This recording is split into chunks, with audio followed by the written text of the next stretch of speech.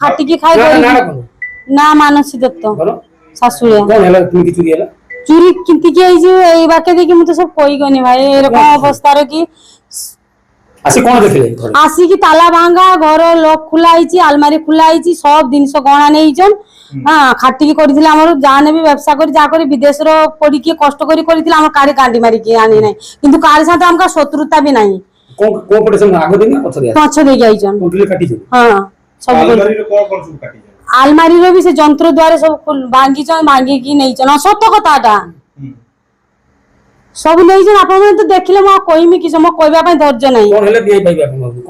ତାକୁ ଶାସ୍ତି ଦେବା ଦରକାର ମୋର ଏଇଟା ହଉଛି ଆଜି ମୋର ହେଇଛି କାଲି ଆଉ କାହାର ହବ କାହାର ଆଉ କାହାର କରିବେ କିଛି କରିବେ ଏଗୁଡ଼ା କରା ତ ଠିକ ନୁହେଁ ନା। ପ୍ରମୋଦ ଦତ୍ତ ମୋ ନାମ ଘର ସାତସୁଳିଆ কোন ହେଇଛି କେତେବେଳେ ଦେଖିଲେ ଆସିକି ପହଞ୍ଚିଲେ ଏବଂ ଚୋରି କଣ ସାର୍ ମୁଁ କାଲକାଟାରେ ରହୁଛି କାଲକାଟାରେ ରହୁଛି ମୁଁ ରଥକୁ ଯାଇଥିଲି 8 ଦିନ ପରେ ମୁଁ କାଲକାଟାରେ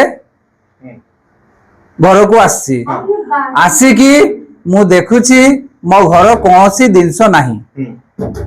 ମୋ ଘରେ ମୁଁ ଖୋଲିବାକୁ ମୁଁ ଯେତେବେଳେ ଘର ଖୋଲିଲି ମୋ ଘରେ କୌଣସି ଜିନିଷ ନାହିଁ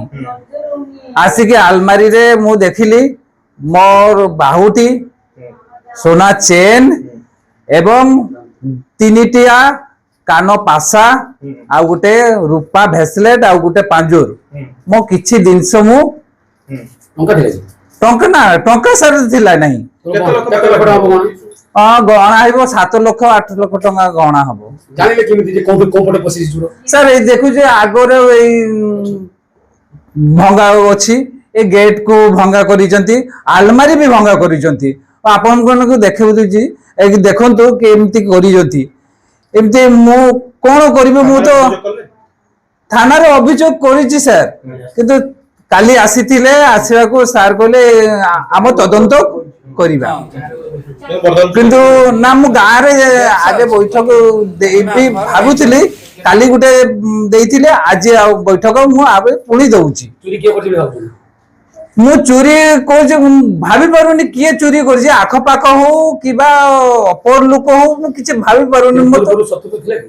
ନା ଶତ୍ରୁତା ମୋ ପାଖରେ କିଛି ନାହିଁ ମୁଁ ଖଟି ଖୁଆ ଲୋକ ମୁଁ କାହିଁକି ଶତ୍ରୁତା କରିବି ମୁଁ ଚୋରକୁ କଣ କହିବି ମୁଁ କିଛି ମୁଁ କଳ୍ପନା କରିପାରୁନି କଣ କରିବି।